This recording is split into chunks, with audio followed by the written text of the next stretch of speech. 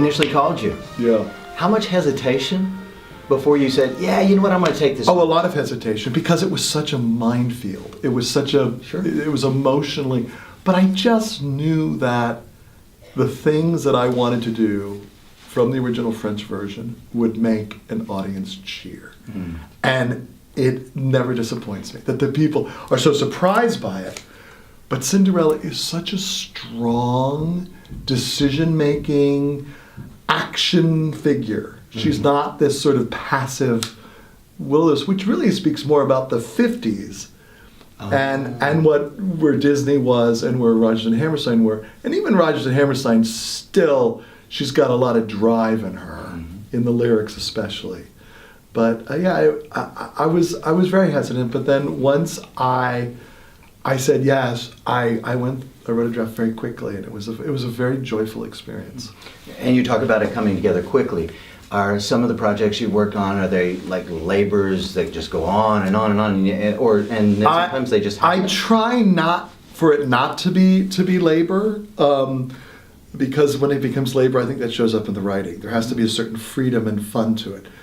For example, Xanadu, I had to write very quickly because the producer only had the rights to the movie till June. Oh, wow. And he hired me like around October. So I had to move fast. Right. He had to get a reading together by June.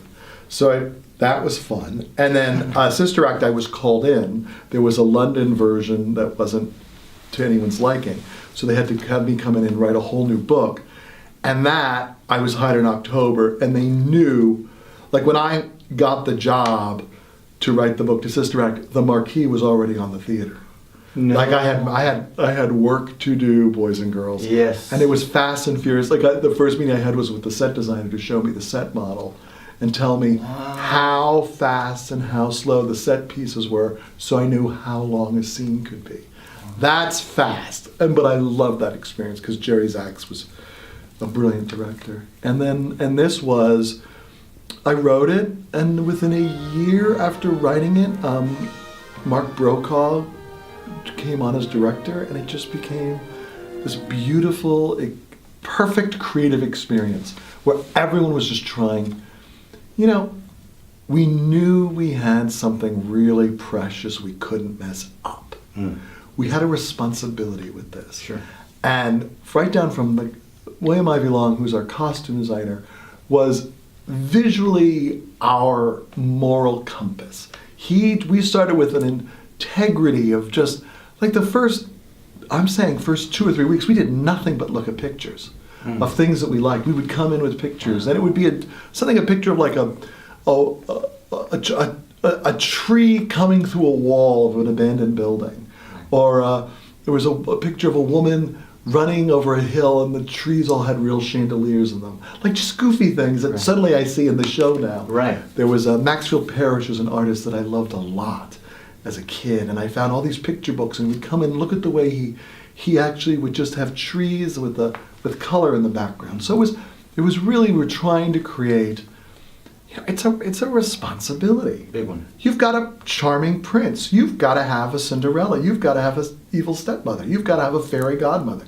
These are, and they've got to look like the ultimate perfect ones. Right. You can't just be cute about it. And you had a very funny prince. I love the writing, the timing, the writing. Yeah, really, really good. Well, Santino had the best line about that when people said, "Oh, this prince is so different." He goes, "What is the prince ever? He's nothing. There's nothing there." I mean, the reason I love the French versions, original French that I went back to so much, is the prince needed Cinderella. Mm. He needed her to get through life. Right. He was going to have a kingdom, and he didn't know how to do it. Right. And that sounded to me like a real neurotic American junior executive. Right. Every guy needs a partner, and to get through life. And I just thought that I know that guy. Right. I know that guy.